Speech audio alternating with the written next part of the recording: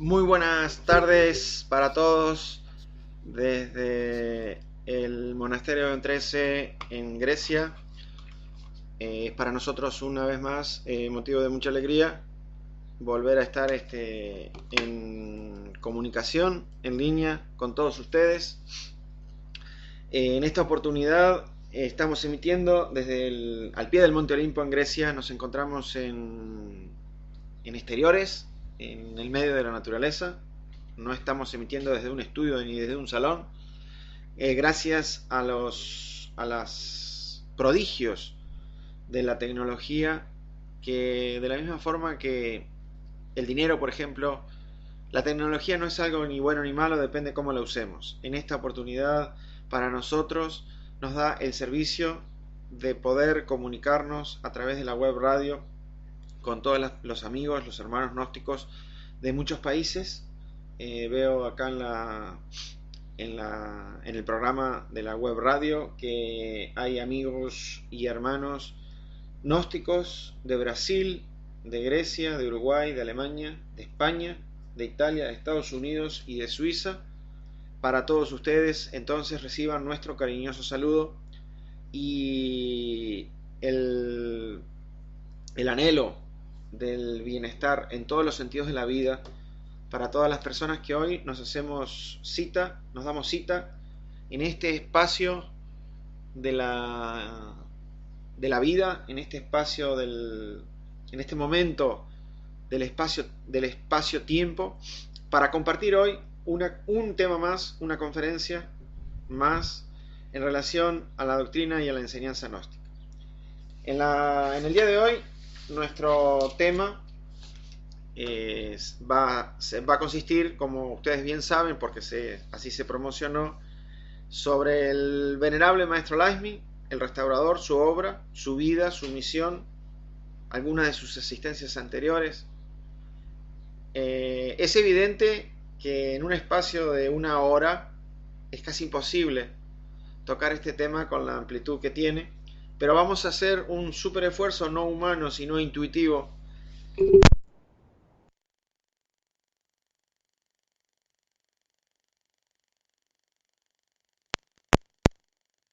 Las partes más, de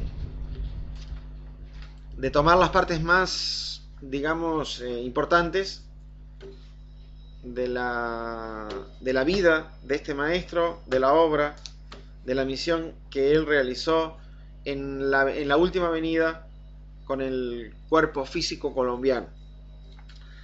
Y decimos en la última venida porque el maestro Laxmi ha tenido, como todas las personas, muchas existencias, diferentes cuerpos, diferentes misiones a lo largo de la historia de este planeta y de este sistema solar.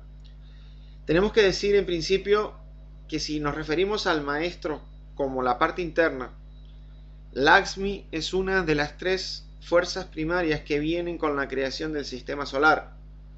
Es un maestro, digamos, muy elevado. Es un maestro que se relaciona con la... Quisiéramos saber si nos pueden confirmar si se está escuchando bien. Suponemos que sí. Bueno, continuamos. Es un maestro que se relaciona con la creación del sistema solar, porque cada sistema solar, cuando se va a crear, cada sistema solar, cuando se va a crear, se crea con la ley del 3 y se organiza con la ley del 7. Entonces, podríamos decir que la divinidad envía las tres fuerzas primarias a crear ellos.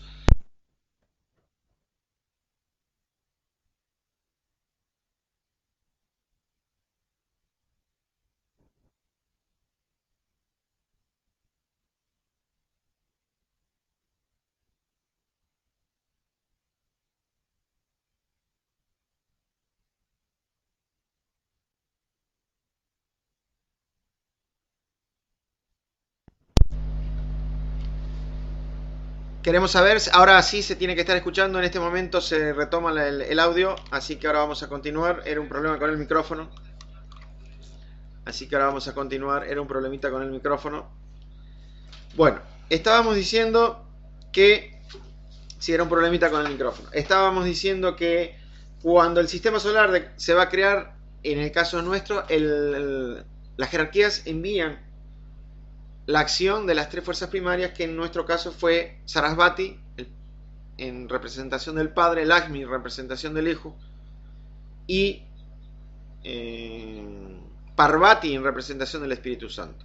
Luego que el sistema solar entra en la creación, se organiza a través de los 7 logos planetarios, que en el caso de nuestro sistema solar, ustedes conocen, son Gabriel, Rafael, Uriel, Michael, Samael, Zachariel y Orifiel. Entonces este maestro Lakshmi es muy antiguo. Su ser interno estaba autorrealizado antes de que este sistema solar se creara, y viene a cumplir muchas misiones, porque como vamos a ver más adelante, se desdobla, es un desdoblamiento del Cristo, y ahí tiene que cumplir ciertas misiones incomprensibles para la mente humana. Refiriéndonos a la parte humana del maestro, a la persona, al cuerpo, él nace en esta última vez en Colombia, en un pueblito llamado Rovira, en Tolima, departamento de Tolima, el 13 de mayo de 1936.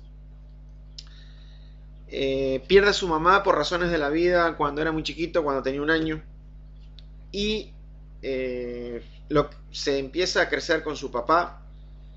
Le pasan muchas cosas misteriosas. El maestro tenía clarividencia desde muy niño, veía ciertos personajes que le visitaban en la casa, ciertas jerarquías. Después empezó su vida normal como adolescente. Podríamos decir que al hacer la vida normal se enredó con las cosas, con las cuestiones muy mundanas, y allí como medio que se alejó un poco del camino. Es así que en el año 1966, por ahí, conoce a su esposa, la mamá de sus hijos, doña Mercedes Elemín. Y para el año más o menos 1967, cuando el maestro tenía 31 años y medio, conoce la Gnosis. En realidad en el año 1957 ya había llegado un libro, había conocido un libro al maestro Samael, que era el Tratado de Medicina Oculta y Magia Práctica. Pero en el año 67 conoce a un misionero, don Félix Cifuentes, y empieza a recibir la Gnosis.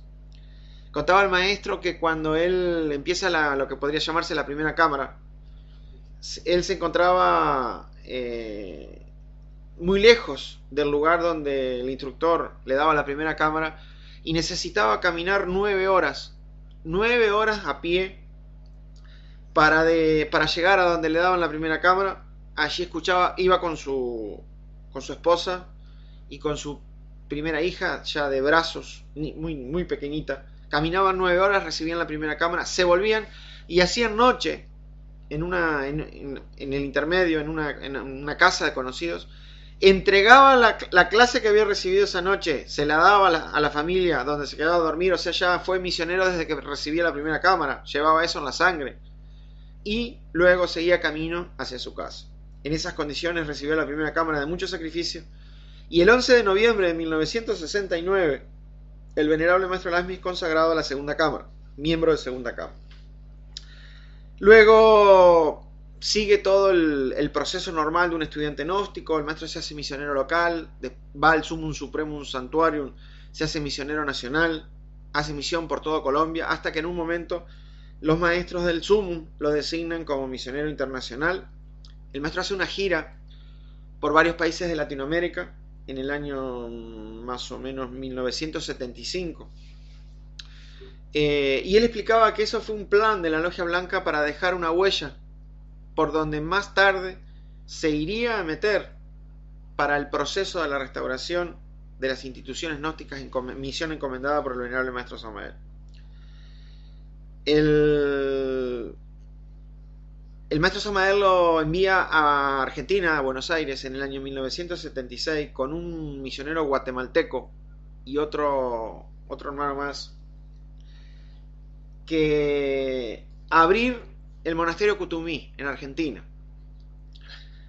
Las condiciones políticas eran muy complicadas en ese entonces, y de todas maneras no tenían recursos, y ellos estaban en una pensión y decidieron abrir un curso de misioneros gnósticos en la pensión, a lo que le envían un telegrama al venerable maestro Samael y le dice: maestro, abrimos el monasterio. Y el maestro Samael, que era un hombre de conciencia despierta, no se puso a preguntarle cómo era, dónde lo habían abierto, cómo habían hecho, sino que les respondió: felicitaciones, hermanos, adelante. Eso se sucedió en condiciones, como decíamos, bastante difíciles, políticas, digamos. Entonces, el maestro visitó varios países de Latinoamérica, unos 14 países entre Latinoamérica y Centroamérica, haciendo misión, dando conferencias. En Argentina estuvo viviendo. Y dejó una huella multidimensional por la cual varios años después se iría a meter en la misión que le iba a corresponder, pero más tarde. Es así que luego regresa a Venezuela y el 26 de mayo de 1977 el venerable maestro Samael, a través de un decreto ley, lo nombra abad de Venezuela y del monasterio Lumen de Lumen, nombre que entrega el venerable maestro Samael. Ya para eso se empieza a suceder grandes misterios en la colaboración de trabajo entre el maestro Samael y el venerable maestro Lasmi, que para ese entonces era un misionero internacional. Su nombre de pila era Teófilo Bustos, en ese entonces, nombre que luego dejó de usarse al encarnar las fuerzas del maestro interno.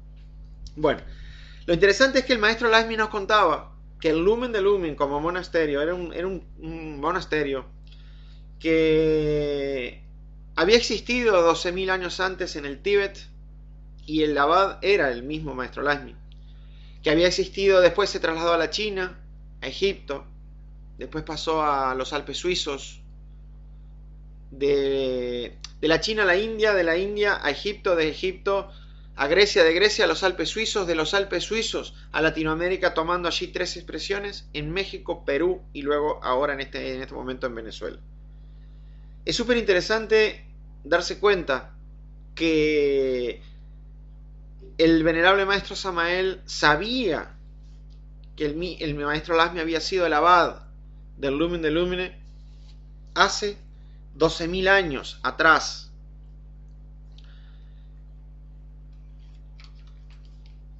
Necesitaría saber si alguien me puede confirmar si se está escuchando o si sigue el problema con el micrófono. Por favor, si me pueden confirmar si se escucha.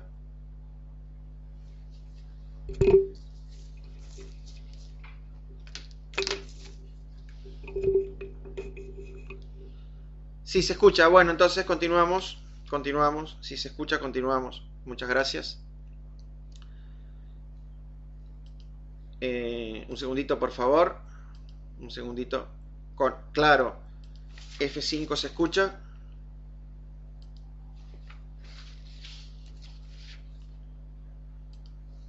Bueno. Si me confirman que se escucha, continuamos con la conferencia.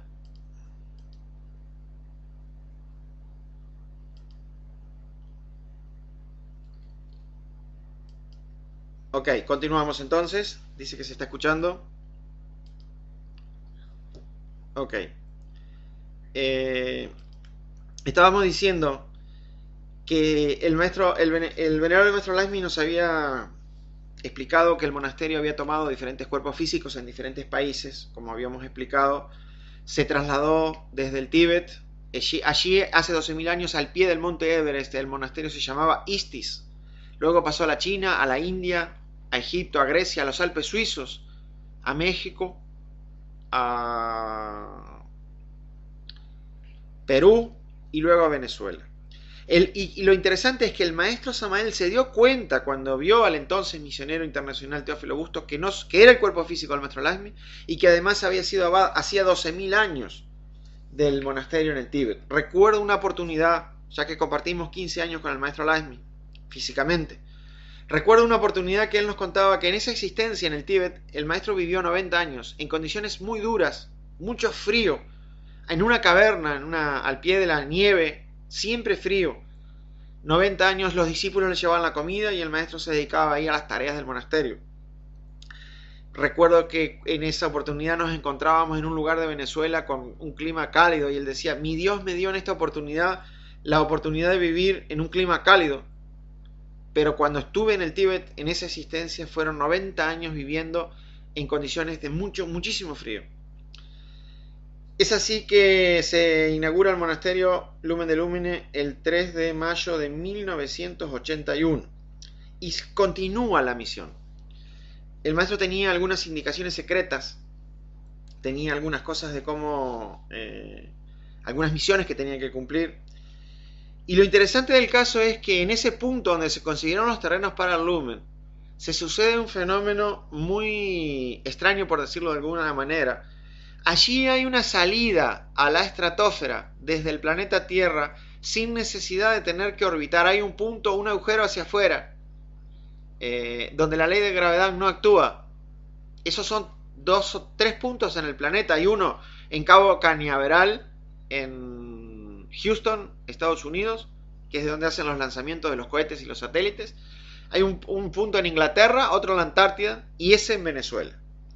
La NASA se dio cuenta de eso. Sucedieron muchas cosas que no vamos a hablar en esta oportunidad. Lo concreto del caso es que continúa la misión y luego el venerable maestro Laxmi nos explica que el 27 de octubre de 1984 se sucede el traslado de las fuerzas bioelectromagnéticas del Tíbet oriental de la China hacia ese punto magnético del planeta en los Andes venezolanos, muy cerquita del lugar físico donde estaba el Lumen. Y lo interesante del caso es que el 27 de octubre, decimos, de 1984 a las 11 de la mañana, se trasladan las fuerzas del Tíbet. Eso no es una cosa física, es un fenómeno dimensional, pero es ahí físicamente que se trasladan. Y empieza un traslado de las culturas, empieza la China por el Tíbet, que se ubica ahí, luego la cultura hindú, en el orden la cultura griega, luego la cultura egipcia, después la cultura maya y por último la cultura inca, haciendo una concentración esotérica interna de los misterios de esta raza, en ese punto matemático de la geografía universal, que se traslada el Tíbet, lo que conocemos como el Shambhala, energéticamente. Hay una explicación que no podemos entrar en muchos detalles en la web radio. ¿Por qué el Dalai Lama sale? Sabemos porque entran los chinos. ¿Y por qué el Dalai Lama sale del Tíbet? Y se retira a la India, empieza a viajar. Pero eso permite que las fuerzas se trasladen. Lo interesante de este caso también analizar es que cuando un vórtice se activa para cumplir una misión, ese vórtice permanece activo en misión aproximadamente, si le hacemos un análisis a la historia, como vórtice, como puntos, no como raza, no como cultura, no como subraza, aproximadamente 30 años. El Summum Supremum Sanctuarium, que empieza su construcción en el año 1952, permanece activo hasta el año 81-82. Ahí están los 30 años. El Lumen de Lumine se inaugura en el año 1981. Esa misión del maestro con el maestro vivo, irradiando la misión a la humanidad, hasta que el maestro se retira en el 2005, van 34 años. Y así continúan los vórtices activándose y desactivándose para cumplir determinadas misiones en el planeta Tierra. Lo interesante del caso es que el venerable maestro Laxmi continúa con su misión, empieza a ganar posiciones en diferentes países. Para el año 86-87 desencarna su primera esposa, y 80 y algo. Luego 88, algo así. Luego el maestro recibe la orden de tomar su segunda esposa, la venerable maestra Luz Alba. Eso fue para el año 1989, el 2 de enero. Continúa la misión. En el año 1989 el maestro Samael, el maestro Mori y el maestro Hilarión dan apertura a la misión de Europa. Ciertos fenómenos que se suceden, digamos, esotéricos. Y llega el primer congreso internacional en el mes de noviembre, 20 al 27 de noviembre de 1990, estuvimos presentes en ese congreso. Y nos damos cuenta que en ese congreso en La Falda, Córdoba, Argentina, se lanza lo que es la Confederación de la Iglesia Gnóstica, de las instituciones gnósticas, que era un mandato que había del maestro Samael. Ahí comienza la misión del restaurador. También se da inauguración al monasterio Kutumí. Estuvimos presentes en ese congreso, conocimos por primera vez allí al venerable maestro Laxmi, que también era la primera vez que conocíamos con cuerpo físico a un maestro de la Logia Blanca. Y ahí se determina que se decide, éramos unas 500 personas más o menos, de unos 10 países, se establece la confederación legalmente, de acuerdo, y se establece la guiatura del venerable maestro Laxmi. En primera instancia la guiatura fueron el venerable maestro Laxmi, el venerable maestro Eugenarion y el capitán Mora, hoy día venerable maestro Lara. Luego, en un segundo encuentro o convivencia internacional en el Congreso de la Grita en el año 1992, ya ahí los presentes en esta línea de la institución, el maestro decide, la guiatura queda solo en manos del venerable maestro Laxmi por una asamblea que se realiza en el Santo Grial en Argentina. Santo Grial, un monasterio en lo más austral del mundo, allí donde tomarían un contacto esotérico los hombres azules de la Antártida que habla el maestro Samael, un lugar que decía el venerable maestro Laxmi tiene como misión unificación de toda la humanidad y todo el planeta, más allá de banderas religiosas, esotéricas o lo que fuera. Estuvimos presentes en la consagración e inauguración de ese lugar, el Santo Grial en Argentina, en un bosque de lengas, en las tierras del fuego, y realmente no nos podríamos olvidar esa semana donde estar en ese bosque tenía tanta energía que era más difícil estar despierto, estar dormido que estar despierto. Mucha energía. Siguen pasando los momentos, los tiempos, continúa la misión, y entre las misiones del maestro Laxmi fue la de abrir monasterios y templos de misterios mayores, en los cuales se comenzaron a formar muchos misioneros y a estabilizar ciertas fuerzas del planeta Tierra. Fíjense que el venerable maestro Laxmi abre el lumen de lumine, que significa luz de luces. Eso fue un nombre dado por el mismo maestro Samael. Tendríamos que explicar también por qué luz de luces. Luego también se abre la Lemuria en Colombia, el Rajorkú, el Kutumí, que había sido una orden del maestro Samael, el Santo Grial, que había sido una orden del maestro Samael y no se logró. Se abre el Hércules Santuario en República Dominicana el 23 de septiembre de 1993. También había sido una orden del maestro Samael. Y el Hilarión en Islas Canarias, en Tenerife, en España, que había sido también orden del maestro Samael, se logra cristalizar el 19 de octubre de 1994. El maestro sigue por las trazas e indicaciones que en la parte física había dejado el maestro Samael, que no se había conseguido.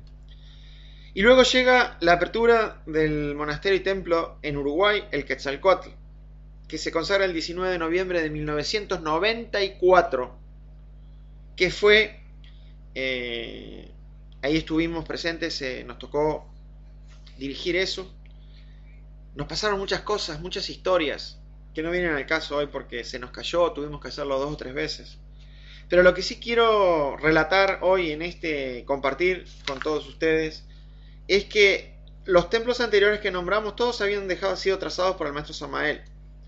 Y algunos decían, pero el de Uruguay no. Resulta que el maestro nos pidió que fuéramos a Lumen a hacer el curso de misioneros para prepararnos para dirigir el templo y el monasterio de Uruguay. Y cuando llegamos, tuvimos que... no lo vimos al maestro por el primer mes.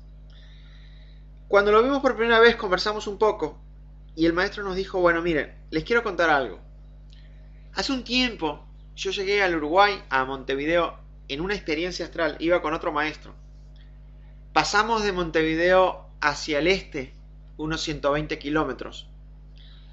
Y allí, en un lugar, fui atraído nos contaba una experiencia astral. Fui atraído por una luz muy potente, una luz que salía de la luz. Y allí bajé a ese lugar y me encontré con el maestro Samael y otros maestros que se encontraban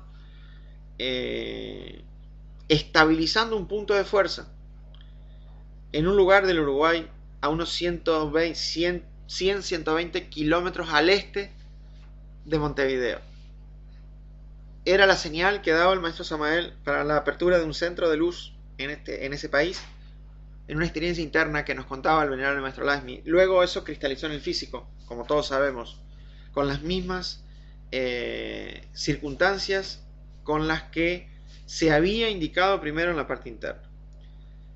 Después continuaron las apariciones. Aparece un templo en Perú, en Arequipa, el Caluzuanga, el 19 de enero de 1996.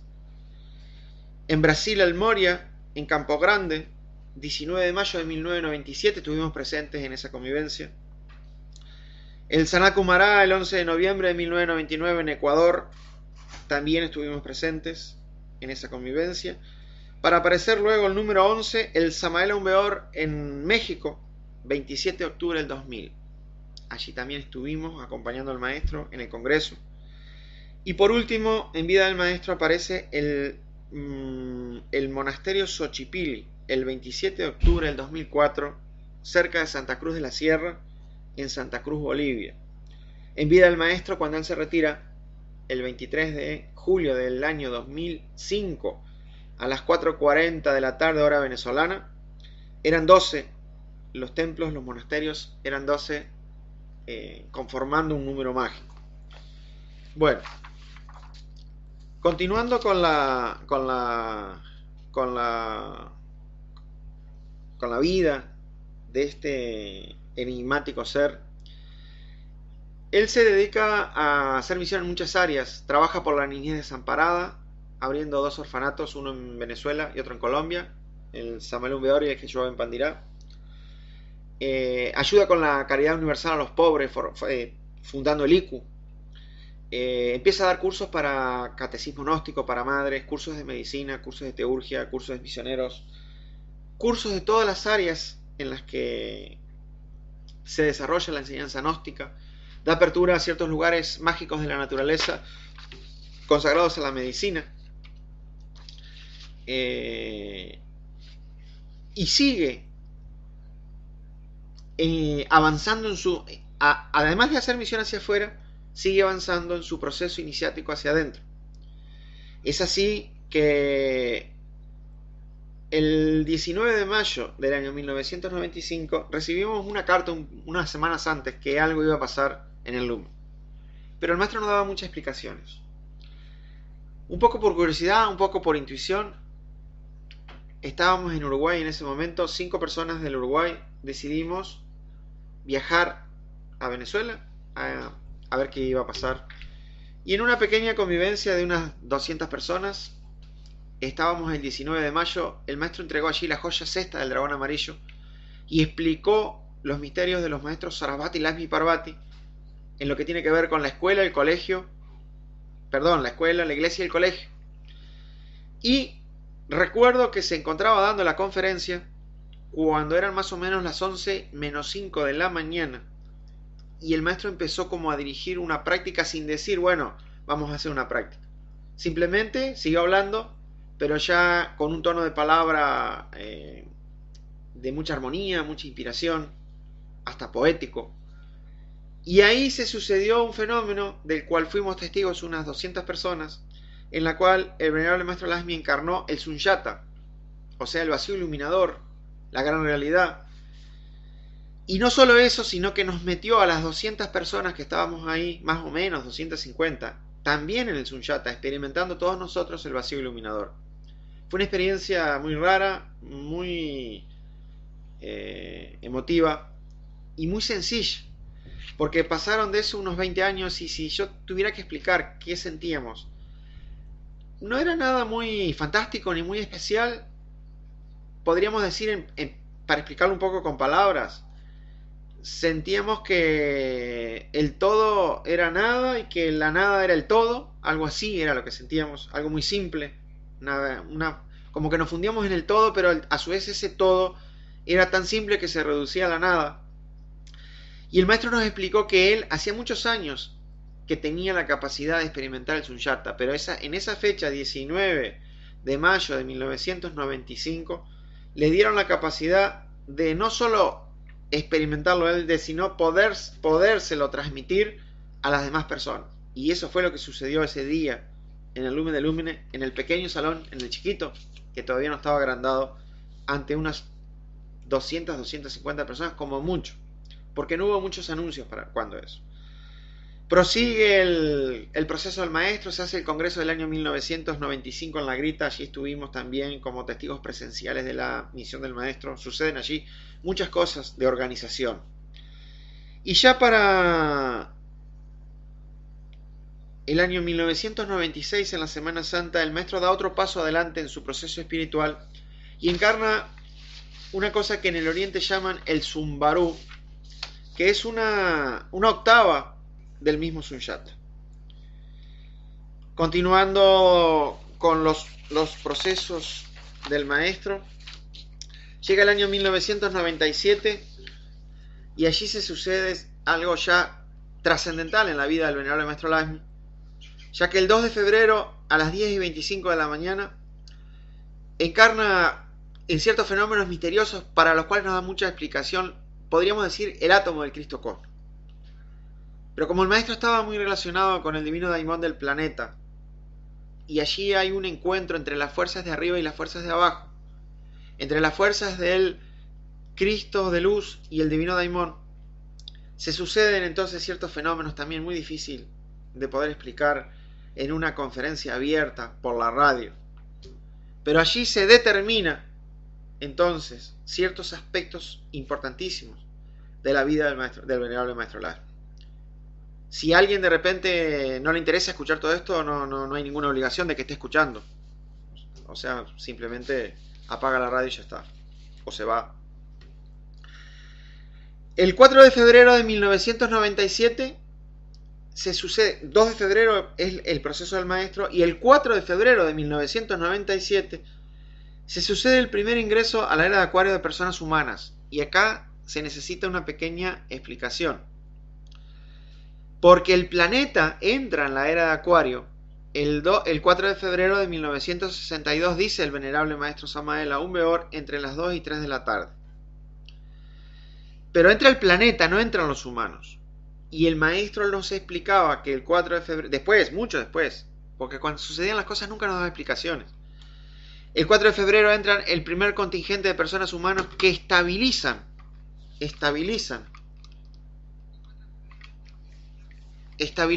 las primeras fuerzas en su interior de los valores de la era de Acuario. O sea, ¿qué es entrar en la era de Acuario? Es haber conquistado los valores de la era de Acuario, valores de la cooperación, los valores de la comprensión, valores de la conciencia, valores de la luz. En la medida que una persona hace trabajo interior y estabiliza esos valores, podríamos decir que ingresa vibracionalmente a la era de Acuario. Eso se sucedió el 2 de febrero del 1997 y quedan las puertas de la era de Acuario abiertas para el futuro ingreso. Esos 250, fueron personas en el planeta y no de una institución o de un grupo. 250 personas, humanos del planeta Tierra, que conquistaron esos valores a través de una comprensión y a través de un trabajo espiritual de purificación y de desarrollo interno. Es así que continúa. En abril del 97 el maestro viaja a Europa, está en España, en París, en Ginebra. Se suceden cosas misteriosas en Ginebra. Y seguimos el recorrido. Para el año 1999 el maestro nos comenta que el 4 de febrero se sucede el cenit de Acuario, es decir, la cumbre de Acuario. Y el 20 de mayo de 1999 el maestro entrega un ordenamiento institucional para, en caso de que se retire cómo se deben organizar los grupos y las instituciones gnósticas. Nosotros lo conocemos como el Testamento Espiritual del 20 de mayo de 1999. La fecha no fue al azar porque el maestro recibió el 20 de mayo de 1974 un documento parecido de manos del maestro Samael, designándole ciertas misiones relacionadas con la restauración. La restauración empieza en el año 1990, porque había una carta dejada por el maestro Samael en clave, que era el año en el que tenía que empezar eso. Él dice ahí que el restaurador trabajará con el número 199, que el maestro explica, se lo asigna al lumen. Y explica el 19, el 1, el 9 y el 9. Pero lo interesante del caso es que el maestro Samael dice que ese 199 se convertirá en un 19 después, que es el sol radiante. Muy interesante ese punto del maestro Samael y del maestro Lasmi. El 199 del lumen más adelante se convertirá en el 19, que es el número del sol radiante, la inspiración. Continúa el periplo esotérico del maestro de la misión.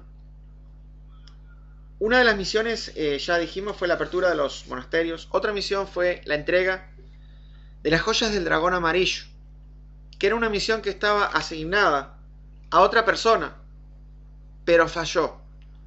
Y el maestro tuvo que asumir la misión de entregar en la parte física las 33 joyas del dragón amarillo. Muchas personas dicen que el maestro Samael dijo que son 7 y dijo que son 7. El maestro explicaba que hay 33 misterios, que además hay más, porque cada mandamiento tiene 10 misterios. Y entregó entonces 33 claves, 33 conferencias. Es muy interesante que nos decía que él un día tuvo una experiencia en la parte interna, donde le entregaron la joya 33. La primera que recibió fue la 33, que son los mandamientos del sol. Y allí el maestro le dijeron, vaya y entréguela. En la parte física. Entonces el maestro nos explicaba que él comprendió que si le decían en lo interno de las jerarquías que entregara la 33, le estaban diciendo que tenía que entregar todas las otras, porque no tenía lógica entregar de la 33 para atrás o primero la 33. Y entonces empieza la entrega, las misiones de las joyas del dragón amarillo. Empiezan la primera joya del dragón amarillo se entrega en el año 1994. Fue una joya que el maestro entregó en Colombia. En el 9 de junio de 1994, en el monasterio Rajorcú, en Pamplona, Colombia, entrega la primera. Y se entrega la última el 26 de diciembre de 1999 en el Lumen de Lumen. 33 joyas se entregaron. 22 en el Lumen, 3 en el Rajorcú de Colombia, 1 en el Cutumí de Argentina, 1 en el Hércules Santuario de Dominicana, 2 en el Congreso Gnóstico Internacional de la Grita, 2 en el Congreso Gnóstico de República Dominicana y 2 en la convivencia de julio del año 1999 en Bogotá, Colombia. Esa fue otra gran misión donde se entregan 33 claves, que son... Las joyas del dragón amarillo son enseñanzas superiores, pero que sirven para que nuestro trabajo que estamos haciendo se pueda realizar de entrada bien hecho. Esa es la finalidad que tienen las joyas del dragón amarillo. Porque si nosotros preguntamos quién es el dragón amarillo es el Cristo, como fuerza. Y el Cristo es una jerarquía que tiene que ver con la segunda montaña. Entonces, quedaría como que las joyas del dragón amarillo son enseñanzas que se relacionan con la segunda montaña. Pero es de aclarar que son enseñanzas para todos nosotros, para que el trabajo que estamos haciendo desde que conocemos la enseñanza gnóstica se haga bien hecho, para que no nos quede a medias, para que no quede mal hecho. Son enseñanzas complementarias maravillosas de la vida, de la filosofía de la vida, entregada por un gran filósofo que fue o que es el venerable maestro Lasmi, un filósofo de todos los tiempos. Estamos en el año 1999, en el año 2000 llega el Congreso de México, San Luis Potosí. Se termina allí una etapa, se cumple, se cierra la misión o la etapa de América, de Latinoamérica, para proyectarse después del año 2000 hacia otros continentes, hacia otros lugares. El 7 de julio del año 2002 se sucede un fenómeno astronómico muy importante. Hay una alineación de los 7 logos. Se culmina ahí el cenit de Acuario, a los 4 años, 5 meses y 5 días de la era de Acuario. Y a partir de allí, el venerable maestro Laxmi da una octava a la enseñanza superior y empieza a entregar lo que todos nosotros conocemos como los boletines, que son 58. 14 de julio del 7 de julio del 2002 el primero, 19 de mayo del año 2005 el último, el 58.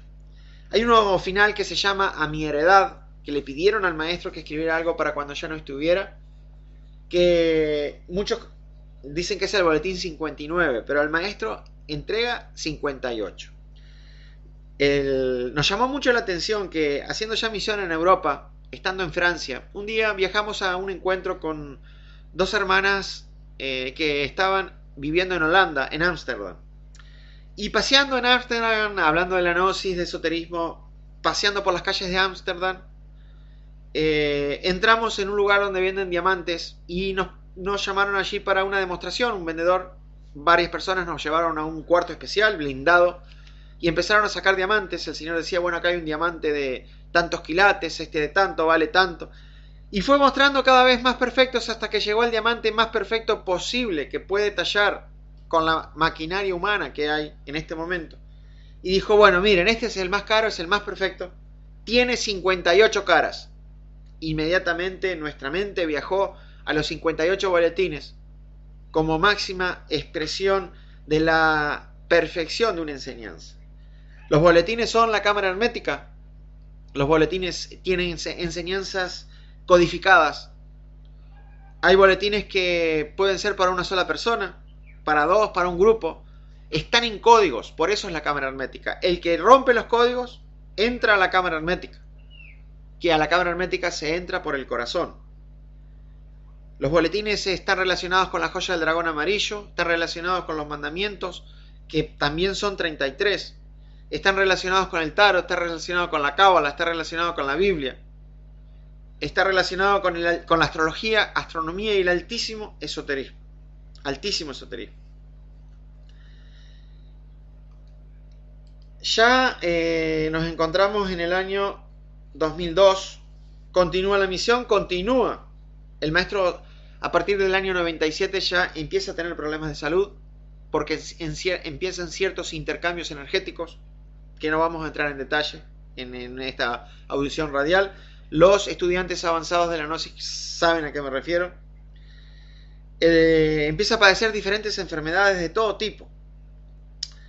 El maestro, un dato interesante, el 27 de junio del año 2003 anuncia que se abren las puertas del Templo de la Sabiduría, otro código que queda sin develar.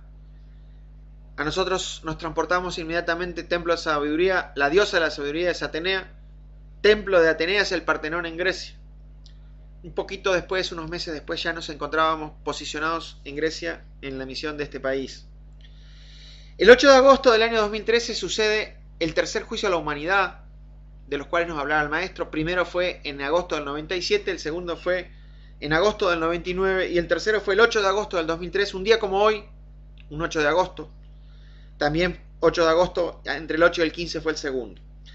El tercer juicio, tercero, que tenía que ver con la pasión, me recuerdo que viajamos a Venezuela y dijimos, vamos mejor a estar cerca del maestro en este último juicio a la humanidad, porque una humanidad o una persona nace con la ley del 3 y muere con la ley del 3. Venimos con la ley del 3, nos vamos con la ley del 3. La humanidad, el planeta, el sistema solar, se inicia con la ley del 3, como decíamos hoy, con las 3 fuerzas. La raza termina con la ley del 3. 3 juicios que hubo en la parte interna. Y recuerdo que antes de empezar la convivencia nos encontrábamos en la salita con el maestro conversando, a lo que le pregunté, maestro, en el último juicio, en el que acaba de suceder, ¿pesaron la última existencia o todas las existencias que hemos tenido? Tenía esa inquietud.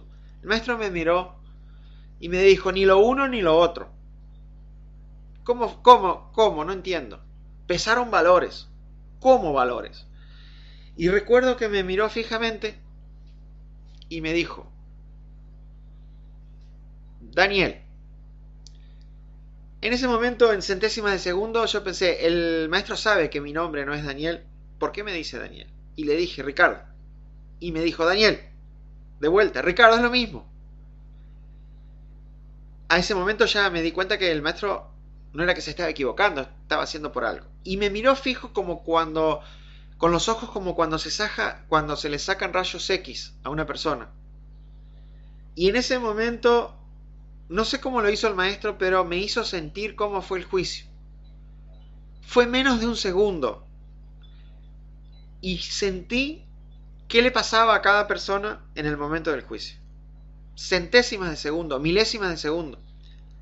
Como que la persona era pesada en sus valores, en sus hechos, en sus acciones, en su sentir. Imagínense que las jerarquías tenían que pesar 6.000 millones de personas. Y eso se estaba sucediendo en una semana. Son historias con el maestro, tenemos muchas, muchísimas. Pero tenemos que concentrar en una hora para dar un pantallazo de quién fue este maestro, quién fue este ser, cuál fue su misión, cuál fue su obra.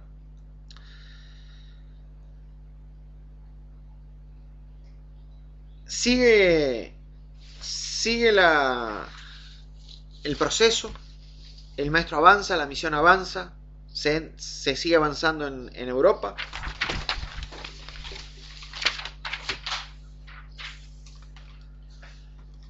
Hasta que el 24 llega el año 2004, en los procesos ya más complicados. El maestro Samael había dejado un comunicado que se calificaría en cierto momento la iniciación de Tiferet ya de la institución. Todos nosotros sabemos que hay una iniciación de Tiferet del iniciado entre la quinta y la sexta iniciación de misterios mayores. Pero ¿cómo sería la iniciación de Tiferet de una institución? Eso se sucede el 24 de diciembre del 2004, a las 12 de la noche, hora venezolana. Y el maestro no da explicaciones como siempre, a lo que dice después, pasado un poco el tiempo, que se había logrado la iniciación de Tiferet de la institución gnóstica. No entendíamos muy bien qué era eso, porque no es que todos habíamos entrado en Tiferet, pero estábamos recibiendo los beneficios. Pasado el tiempo, también explicó el maestro que hay una iniciación de Tiferet de la primera montaña y hay otra de la segunda montaña. Posiblemente el maestro vivía la de la segunda montaña de él y repercutía en la institución, recibiendo nosotros un beneficio. ¿Cómo? De comprensión, de fuerza, de entusiasmo, de luz. Ese era el beneficio que recibíamos cuando el maestro estaba dándonos todo eso. Me recuerdo que a las pocas horas de eso, extrañamente se sucedió el mayor tsunami y terremoto que recordemos. Eso fue en las primeras horas de la mañana del 26 de diciembre en Indonesia, muy cerquita con el fenómeno. Ya para Semana Santa del 2005 se sucede la última convivencia del maestro con cuerpo físico. Allí, en situaciones también muy misteriosas, logramos viajar a Venezuela, porque no teníamos los medios, pero se dio. Yo creo que lo hizo el maestro de arriba. Y compartimos no solo la convivencia, que fue una de las más exaltadas expresiones de las fuerzas internas del maestro, sino que también tuvimos dos oportunidades en la finca, donde antes y después conversamos por un par de horas. Muchas cosas, preguntamos muchas cosas de la misión, hablamos, recibimos indicaciones por 2 horas antes, 2 horas después de la convivencia. Y me recuerdo que sin hablar nada en un momento nos dijo: miren muchachos, de las últimas cosas que nos dijo el maestro, hay 3 cosas por las cuales vale la pena vivir. Y dijo así: la sabiduría, la sapiencia y el dolor. Frases enigmáticas para nosotros en ese momento. A lo que, un poco inquieto, le pregunté: maestro, ¿cuál es la diferencia entre la sabiduría y la sapiencia?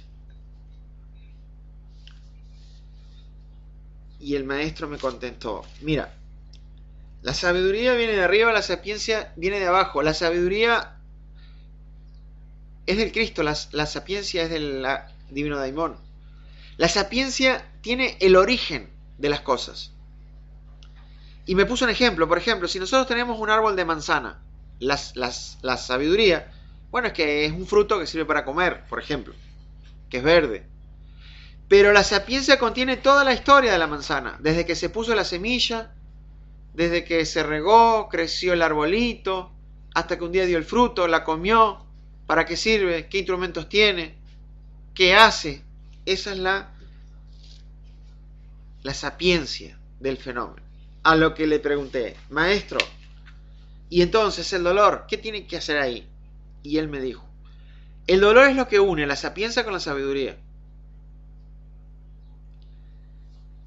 Y nuevamente, un poco inquieto, le volvió a preguntar, maestro, ¿el dolor tiene que ser físico o puede ser psicológico?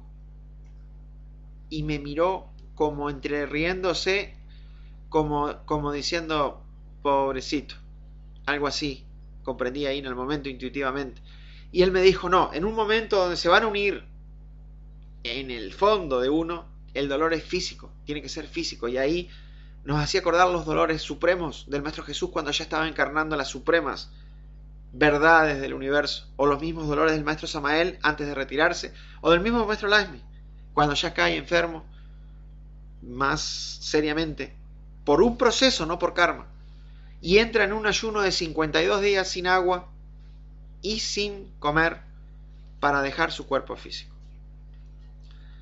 El maestro se retira el 23 de julio del año 2005, como decíamos, a las 4:40 de la tarde, hora venezolana.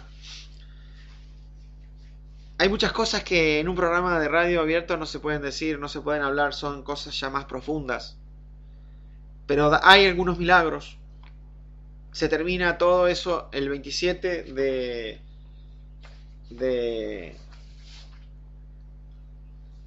el 27 de julio del año 2000. El 27 de julio, del 23 al 27 se hace todo el proceso del año 2005. El maestro se retira, o mejor dicho, no se retira el maestro, se retira el cuerpo físico. Porque él siempre nos decía, cuando me retire, voy a estar mucho más cerca de ustedes. Siempre me decía, siempre nos decía a todos eso, el día que me retira, estaré más cerca, porque cuando un maestro se retira, se une con el sol, así nos dijo una vez, se une con el sol, y al no tener vehículos e impedimentos físicos, puede estar más cerca de nosotros. Y así ha sido. Así nos ha seguido acompañando espiritualmente. Así nos ha seguido orientando. Así ha seguido instruyéndonos en el astral.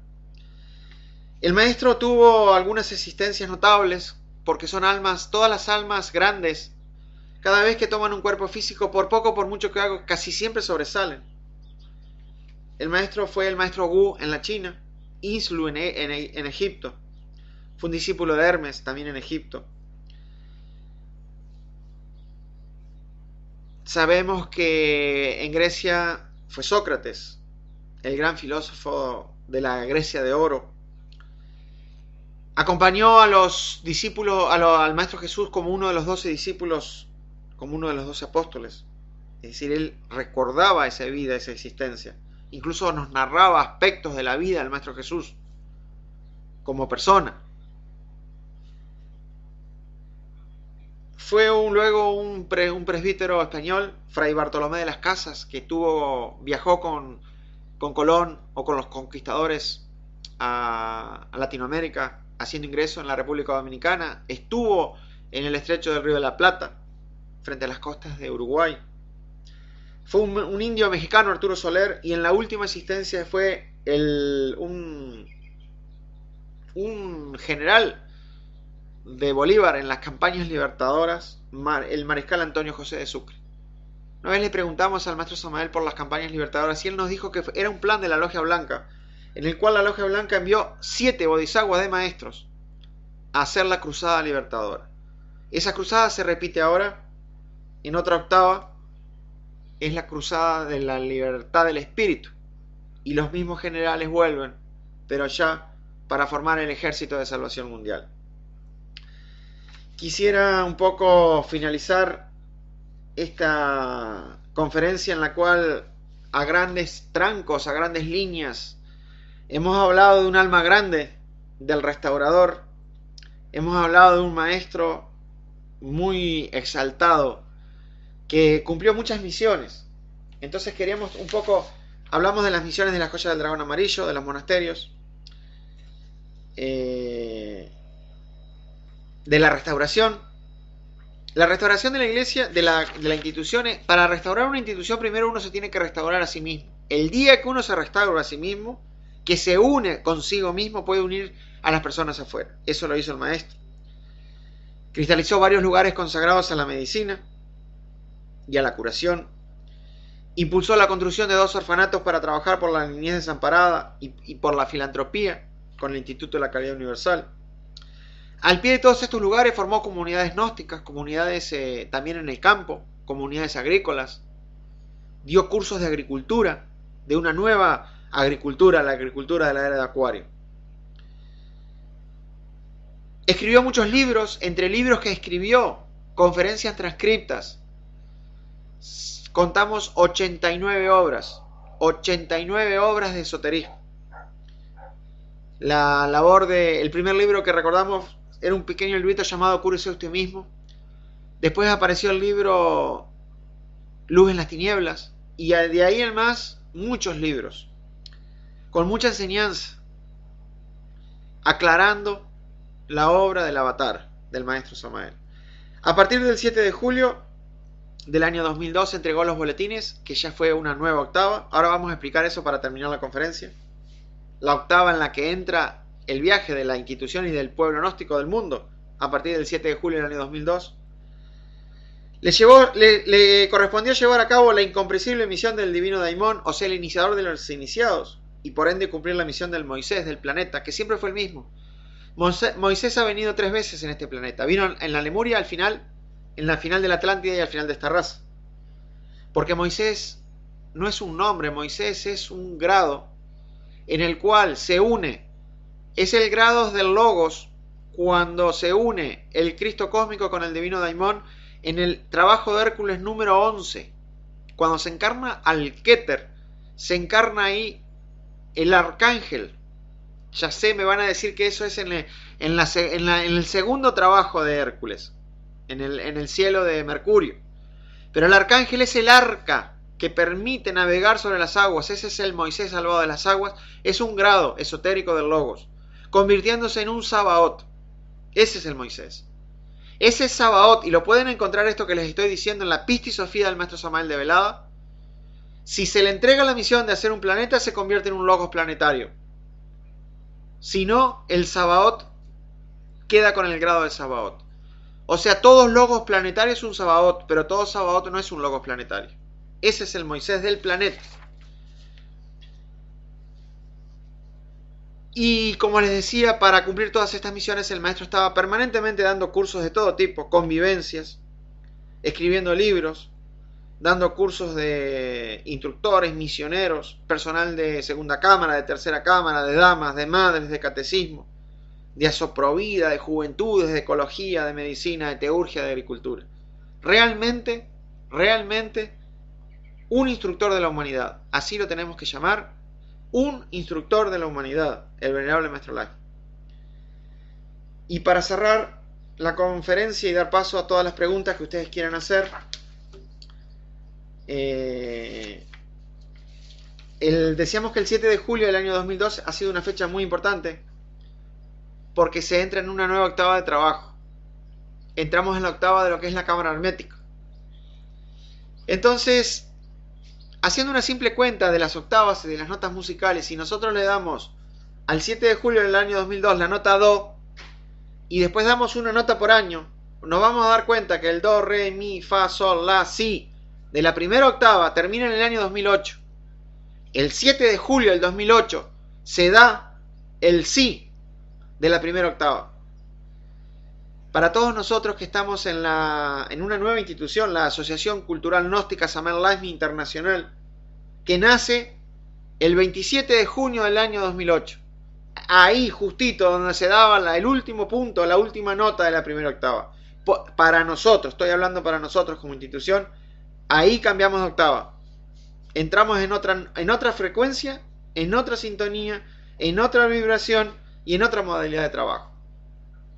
Nuestro postulado número 1 fue un consejo que nos dio el maestro, que fue quedarnos quietitos hasta que pasara la confusión y mantener nuestros centros gnósticos, lumiciales y grupos con la mayor armonía posible para que sean un vehículo apropiado para que podamos hacer ahí el trabajo interior de cada uno. Que los lumiciales no se convirtieran en centros de disputa, problemas, guerras, luchas de poder, comercio. Simplemente lugares sencillos, humildes, donde nos den ganas de ir a practicar la gnosis, a vivir la gnosis, a hacer nuestras prácticas y a convivir con nuestros hermanos. Entramos en una nueva octava. Entonces, la segunda octava, que se procesa en 7 años, arranca el 7 de julio del año 2009 con la nota Do. Entonces, fíjense, 7 años. Do, re, mi, fa, sol, la, si. El si. A ver, 2009, 10, 11, 12, 13, 14, 15. Este 7 de julio del año 2015 se da la nota si de la segunda octava. Termina la octava, ya veníamos sintiendo ya a partir del 2013, 2014, 2015, se siente muchísimo cómo es la segunda octava, muy diferente a la primera. Ya el maestro no está, es diferente, pero se agudiza el cambio vibracional en el 2013, 2014 y 2015 a nivel institucional y a nivel del trabajo de cada uno. Y esto nos permite hacer una pequeña, ¿cómo lo diría? No es una profecía, una pequeña, ¿cómo es prolepsis? Un pequeño pronóstico, que el 7 de julio del año 16, entramos en la tercera octava para nosotros, donde vamos a entrar a la nota Do de la tercera octava, dándonos a entender que se sigue intensificando la diferenciación vibracional y de la frecuencia de nuestra institución. Un pequeño análisis para terminar estas reflexiones en el día de hoy. Ahora cierro dándole las gracias infinitas al venerable Maestro Lakshmi por todo lo que nos enseñó, por todo lo que nos está enseñando todavía, por su gran amor, por su gran dedicación, y lo reconocemos como uno de los más grandes instructores de la humanidad, entre otros, que han estado en este planeta y que han estado ayudando a los iniciados a recorrer este camino hacia la libertad, hacia la verdad, hacia la luz. Gracias, venerable Maestro Lakshmi, gracias al Maestro Samael, gracias al Cristo, que nos están acompañando con sus enseñanzas, con su energía, con su fuerza, con su entusiasmo, para que todos nosotros podamos salir adelante y un día, quizás, ojalá no muy lejano, llegar a los pies de nuestro ser, a beber de la fuente inagotable de luz, de sabiduría, de paz, de amor, de comprensión. Vamos a dar paso en este momento a las preguntas, así que a partir de ahora, cualquier pregunta que ustedes quieran hacer, pueden hacerlo por el chat de la web radio. Estamos recibiendo un saludo desde Colonia del Sacramento, de Edgardo y Silvia igualmente. Vamos a ver si hay alguna pregunta relacionada a la conferencia, con mucho gusto. A ver.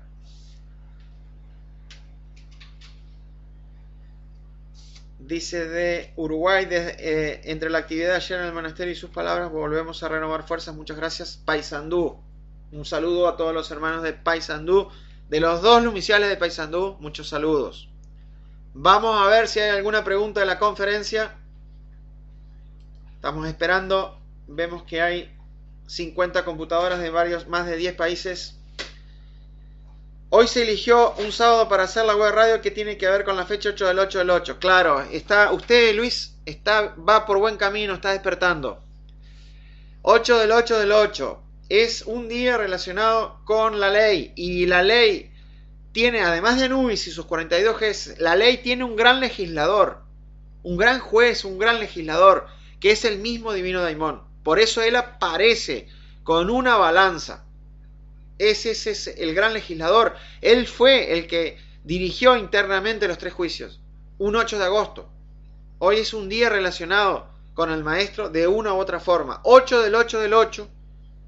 Y además eso da el 888, que es un número cabalístico que tiene relación con el Cristo cósmico. Si usted se fija en el capítulo 33 del libro Voluntad Cristo, del venerable maestro Samael, va a ver que el 888 es un número mágico, cabalístico, que se corresponde con el Cristo cósmico. Un 8 tiene que ver con el astral solar, otro 8 tiene que ver con el mental solar y el otro 8 tiene que ver con el causal solar. Ellos dan el 24, que es la tejedora, la que teje el telar de Dios, la que teje el alma, que se salva del juicio. Y además, si vamos a los 33 mandamientos, el mandamiento 24 es el mandamiento del arcángel Michael, que nos ayuda y auxilia en el día de hoy a expresar a través de esta laringe un reconocimiento al gran legislador, un reconocimiento a ese gran instructor de la humanidad que conocimos en este paso por la vida, como el venerable maestro Lai. Era solo ese pequeño detallecito, Luis. A ver si tenemos alguna otra preguntita.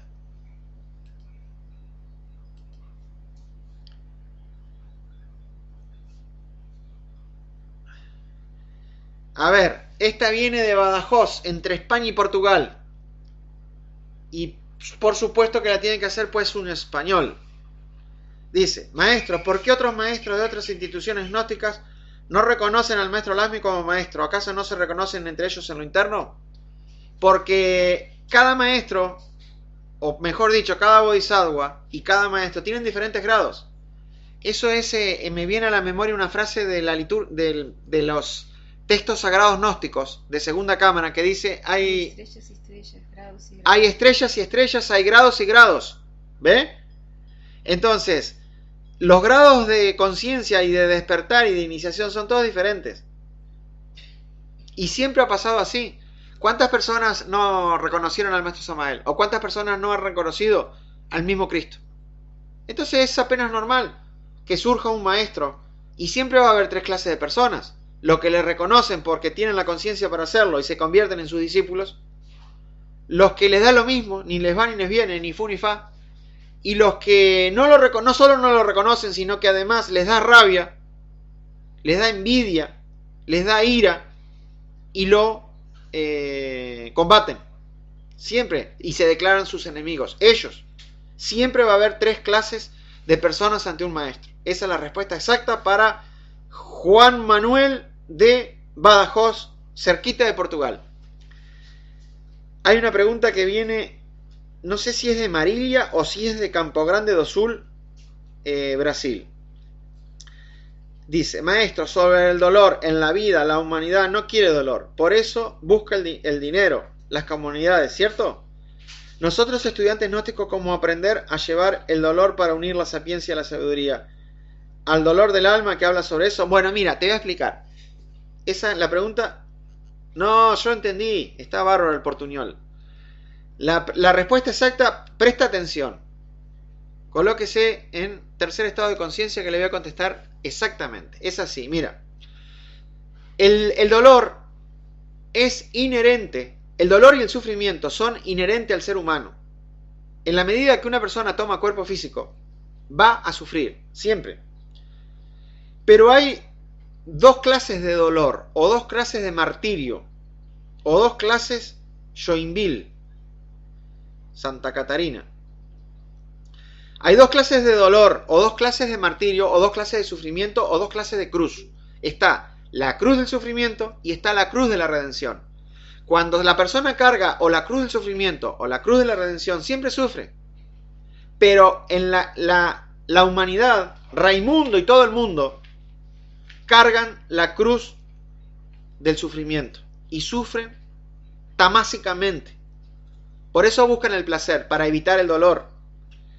Mientras que el iniciado, conocedor de los misterios y aspirante a la luz, decide cargar la cruz de la redención, que es diferente, se sufre, pero es un sufrimiento por última vez, porque en el momento que nosotros vamos a eliminar un ego, cualquiera, sufrimos.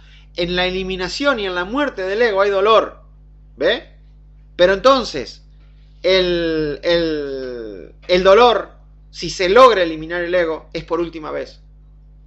Y ya eso le da liberación, le da paz, le da felicidad. Entonces bien vale la pena cargar la cruz de la redención, que va a dar dolor, pero por última vez. Joinville, Paraná. Esa fue la respuesta para Isadora, que me parece fue completita. Vamos a ver, entraron varias preguntas.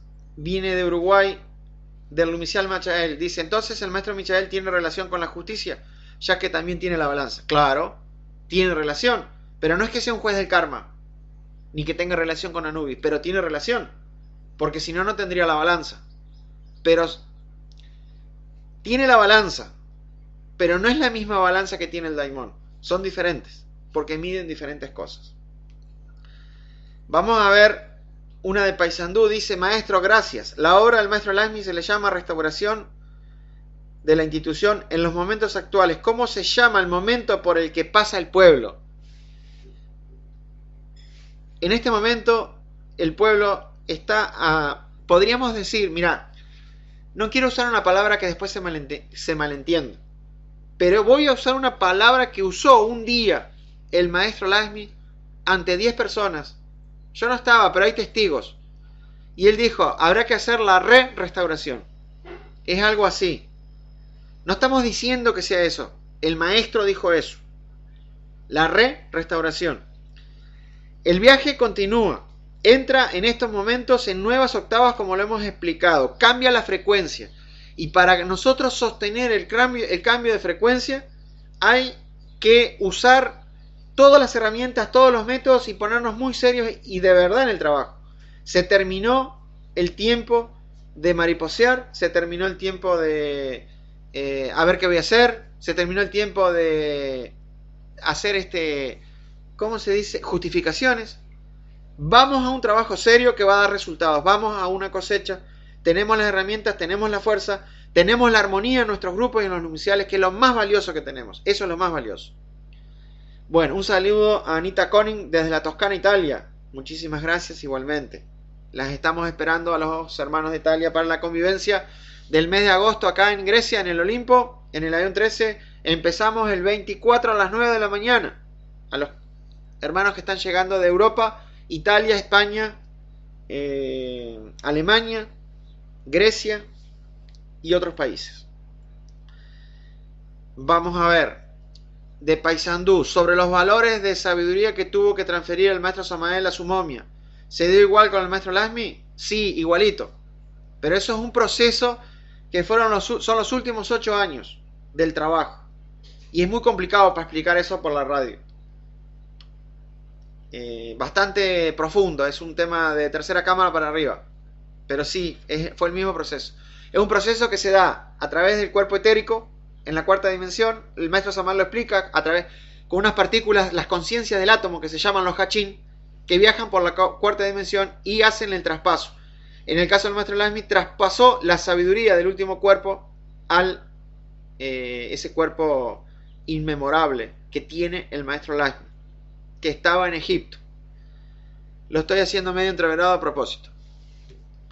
Acá tenemos una pregunta del amigo y hermano Gabriel Acosta de Colonia. Dice, muchas gracias por la conferencia y por su tiempo. Era un saludo. Un abrazo grande y para vos y Laura, maestro, síganos ayudando y guiando. Claro, así será, así será. Un abrazo grandísimo al corazón de Gabrielito. Tenemos acá a William Jalil de Libertad. Buen día y saludos. Creo que escuché que ya la humanidad fue juzgada 3 veces, es decir, todos los seres. Entonces igual hay que seguir en misiones. Claro, ya se juzgó, pero la sentencia se va ejecutando. Entonces hay que seguir en misión hasta que la vida se retire del planeta Tierra. Hay que seguir en misión hasta que la vida se retire del planeta Tierra. Correcto. porque la sentencia, el resultado de los juicios, se va ejecutando. De acuerdo a cómo fuimos saliendo más o menos bien en los 3 juicios, son las condiciones en las que nos permiten seguir el trabajo espiritual, el trabajo interior, las condiciones físicas y psicológicas también, ¿por qué no decirlo así? Bueno, acá tenemos una de unos símbolos raros, no sé quién será, son unos símbolos rarísimos. El nombre dice: muy bonita la conferencia. ¿Cuál es la diferencia entre la balanza del divino Daimón y la balanza del maestro Michael? La diferencia está en la región en la que ellos actúan. Porque podríamos decir que uno tiene que ver con la parte infradimensional, el primero, o sea, con la parte de allá abajo, con la parte del ego, y el otro tiene que ver más que nada con la parte física. O sea, es con lo otro también, pero mete la balanza en el físico, mide, y ahí eso está relacionado con la cosecha. Es una cosa de ahora eso, pero sí hay un aspecto de la ley. Bueno, a ver, saludos desde Ecuador para Jocelyn, Gabriel y Gabrielito. Muchos saludos a los hermanos que nos están escuchando desde Ecuador. Tenemos otra pregunta desde Salto, Uruguay. Buenos días, venerable y demás hermanos, reflexionando sobre el 58 observado en la Biblia, donde el gran profeta Isaías en su libro, en el capítulo 58, él entrega los 3 factores de la revolución: muerte, nacimiento y sacrificio. Único camino. 5 más 8, 13. La inmortalidad. No hay casualidades. La perfección del diamante perfecto en nosotros se llega por ese camino. Luis de Salto, Uruguay. Muchas gracias, Luis, por el aporte, muy interesante. Sí, vale todo eso. A ver. Saludos por el maestro desde Anita Venditti, desde el Hospital del Milano. Anita, muchos saludos a ti y los mejores anhelos para la familia. Anita y la familia, los mejores anhelos.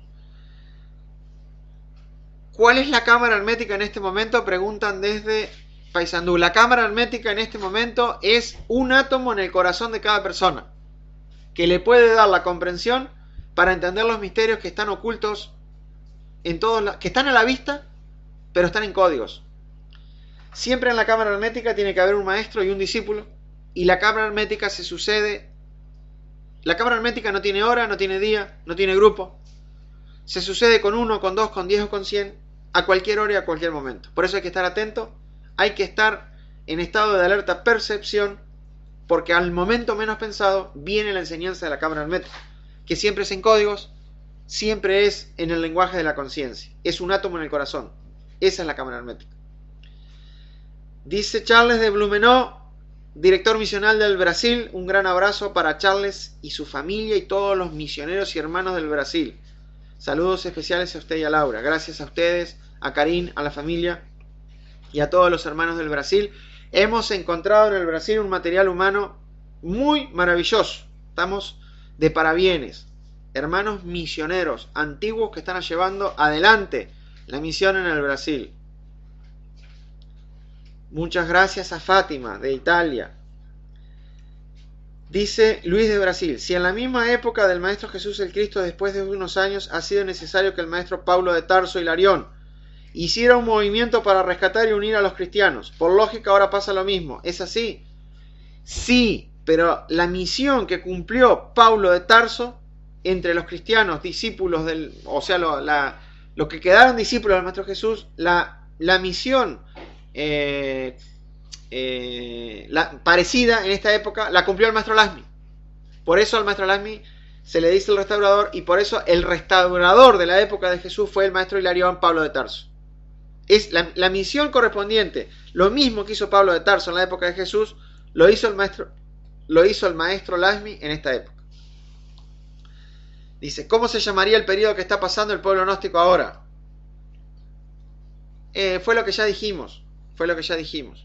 Es otra octava del viaje. Cambiamos de barco, cambiamos de frecuencia, pero no cambiamos de la enseñanza ni los postulados. La enseñanza, me enseñaba un hermano hace unos días, la enseñanza tiene cuerpo, alma y espíritu. Puede cambiar el cuerpo, pero nunca va a cambiar el alma, tampoco el espíritu. Entonces, en este momento vamos con otro cuerpo, pero en la misma alma y el mismo espíritu, en otro barco, respetando a los otros barcos. Bueno, vamos a ver si hay alguna otra preguntita por ahí. Si no hay otra pregunta, estaríamos dejando por acá. Si hay alguna otra pregunta, con mucho gusto, estamos contestando. Parecería que no entran más preguntas. Vemos hermanos de varios países, por lo menos unos 10 países.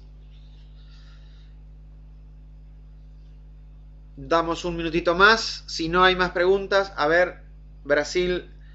Gracias, maestro, por inspirada conferencia. Al final les mando un saludo especial. Muchas gracias también para todos ustedes. Y para los hermanos del Universidad Laxmi de Sapucaia do Sul, que reúne hermanos de varias ciudades, si no estoy equivocado: Porto Alegre, Sapucaia, San Leopoldo, Canoas, Caixa do Sul, La Sierra, y no sé si se me pasa alguna ciudad de por ahí cerca, pero son una cantidad, unas cuantas. Caçapava do Sul. Muchas gracias a Ricardo, vicario de Italia. Muchos saludos para usted y para Lumi y a todos los hermanos de Italia. Estamos de plácemes con las noticias que nos llegan de Italia sobre la cristalización y el avance de la misión. Noticias que van a salir a la luz en un tiempo relativamente corto. Por el momento preferimos guardarla, ¿cómo se dice? No es el secreto. ¿Cómo se dice cuando...? No, sí, pero cuando... Bueno, la discreción, mantener la discreción, pero felicitaciones por los avances que se están dando en Italia, algo que va a repercutir en toda Europa, se va a saber dentro de muy poquito. Allá están también la comunidad del Templo de Curación Galeno, en los Alpes italianos, muchos saludos. Saludos a los hermanos de Alemania, Berlín, que ahí están, a los hermanos de Uruguay, del Monasterio Rajorcú de Uruguay, muchos saludos. Paysandú, España, Salto, bueno, Nueva Palmira, no falta nadie. Un abrazo grandísimo a todos, muchas gracias por la atención, por el tiempo de ustedes, por habernos reunido hoy a compartir 8 del 8 del 2015, 8, la vida y la obra de un gran maestro, de un instructor de la humanidad.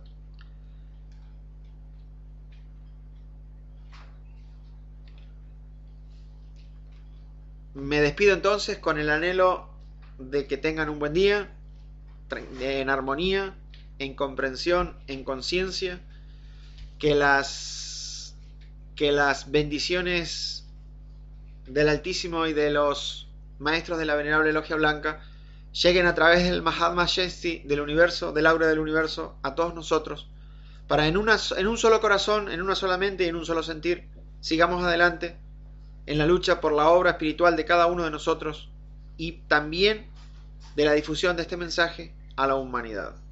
Muy buenos días, paz inmerencial.